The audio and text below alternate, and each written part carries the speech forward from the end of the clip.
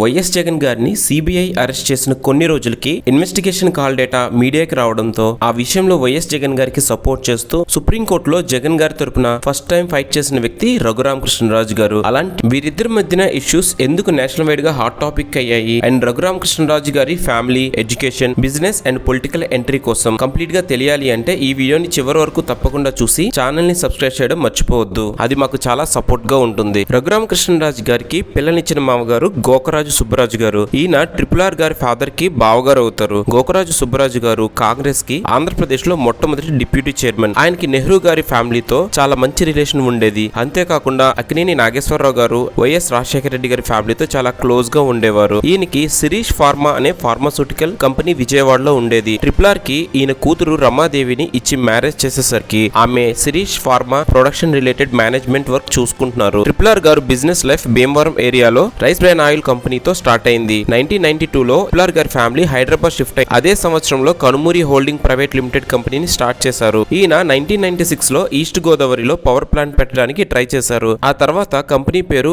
In Bharat energy private limited గా మార్చి ఒరిస్సాలో 75 మెగావాట్ అండ్ తమిళనాడులో 75 మెగావాట్ కెపాసిటీ ఉన్న 3 థర్మల్ పవర్ ప్లాంట్స్ ని కన్స్ట్రక్ట్ చేసి ఎస్టాబ్లిష్ చేశారు. ఈ టైంలోనే మారిషస్ లో స్ట్రాటజీస్ ఎనర్జీస్ ప్రైవేట్ లిమిటెడ్ అనే కంపెనీతో టైఅప్ అవడంతో ఆయన ఇండ్ భారత్ కంపెనీలోకి చాలా ఎక్కువ ఇన్వెస్ట్మెంట్స్ వచ్చాయి. వీటి వల్ల ఆయన వ్యాపార సామ్రాజ్యం దాదాపు 20,000 crores వరకు వెళ్ళిందని ఒక ఎస్టిమేషన్. అప్పట్లో ఆంధ్రప్రదేశ్ లో రోల్స్ రాయ్స్ కారు ఉన్న ఒకే ఒక బిజినెస్ మ్యాన్ గా ఆయన ఉండేవారు. ఇప్పుడు ఆయన పొలిటికల్ కెరీర్ చూస్తే ఆయన మావగారు తండ్రి కాంగ్రెస్ తో మంచి రిలేషన్ లో ఉండడంతో ఆబ్వియస్లీ వైఎస్ఆర్ గారి ఫ్యామిలీతో RRR గారికి మంచి ర్యాపో ఉండేది. ఆయన ఇందిరాగాంధీ గారి పేరును కూడా ఆయన కూతురుకు పెట్టుకుని వైఎస్ఆర్ గారి షాడోగా పిలిచే కేవీపీ గారి కోడలుగా పంపించారు. అయితే 2009లో వైఎస్ రాజశేఖర రెడ్డి గారు చనిపోవడంతో ఆంధ్రప్రదేశ్ బైఫర్కేషన్ డిమాండ్ వస్తే ఆంధ్రప్రదేశ్ బైఫర్కేషన్ ఆంధ్రప్రదేశ్ కి మంచిది కాదని సుప్రీంకోర్టులో పిల్ వేయడంతో RRR గారి నేమ్ స్టేట్ వైడ్ గా ఫేమస్ అయ్యింది. ఆ తర్వాత 2013లో వైఎస్ఆర్సీపీలో ఆయన జాయిన్ అయ్యారు. వైఎస్ జగన్ తో RRR పొలిటికల్ రిలేషన్ ఇక్కడే స్టార్ట్ అయింది. జాయిన్ అయిన 3 నుంచి 4 నెలల్లోనే RRR కి వైఎస్ఆర్సీపీ పార్టీలోని నాయకులతో ఇష్యూస్ రావడంతో ఆయన్ని మొట్టమొదటిసారి వైఎస్ఆర్సీపీ పార్టీ నుంచి సస్పెండ్ చేశారు.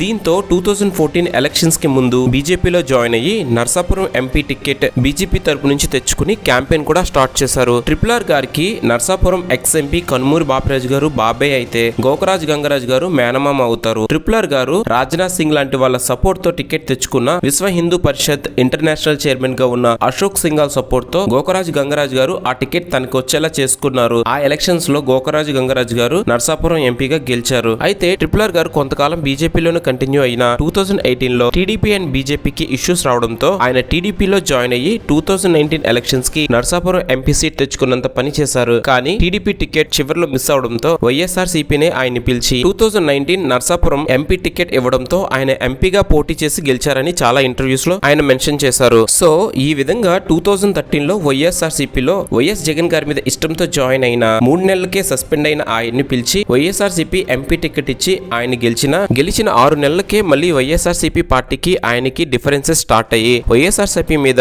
ఒక్కరే ప్రతిపక్షంలో ఆయన 4.5 years పోరాడారంటే ఆయన ఎంత మొండివారో మనం అర్థం చేసుకోవచ్చు. వైఎస్ జగన్ గారికి వ్యతిరేకంగా పోరాడారు అనే విషయం పక్కన పెడితే RRR గారు రేస్ చేసిన అన్ని పాయింట్స్ చాలా వ్యాలిడ్ గా ఉండేవి. ఆంధ్రప్రదేశ్ బైఫర్కేషన్ వల్ల ఆంధ్ర ప్రాంతం పాడవుతుందని పిలివేయడం, జగన్ గారికి ఫేవర్ గా సిబిఐ కేసు వేయడం, గవర్నమెంట్ స్కూల్స్ లో ఇంగ్లీష్ మీడియం ని అపోజ్ చేయడం, ఆంధ్రప్రదేశ్ లో హిందూ టెంపుల్స్ మీద జరిగిన దాడుల్ని పార్లమెంట్ సాక్షిగా అపోజ్ చేయడం, ఇలా ఇంకా ఎన్నో పాయింట్స్ రేస్ చేశారు. ఒకప్పుడు ఎంపీగా సొంత నియోజకవర్గానికి రావడానికి కూడా ఆయనకి ఎన్నో ఇబ్బందులు కలిగిన సిచ్యువేషన్ నుండి ఒంటరిగా పోరాడి అసెంబ్లీకి వెళ్లి డిప్యూటీ స్పీకర్ అయ్యారంటే ఆయన పొలిటికల్ స్ట్రాటజీస్ ఎంత షార్ప్ గా ఉన్నాయని అందరూ డిస్కస్ చేస్తున్నారు. సో RRR గారి కోసం చేసిన ఈ షార్ట్ వీడియో మీకు వ్యాలిడ్ అండ్ ఇన్ఫర్మేటివ్ గా అనిపిస్తే వీడియోని తప్పకుండా లైక్ చేసి ఛానల్ ని సబ్స్క్రైబ్ చేయడం మర్చిపోవద్దు. Thanks for watching the video. Signing off me Madhav.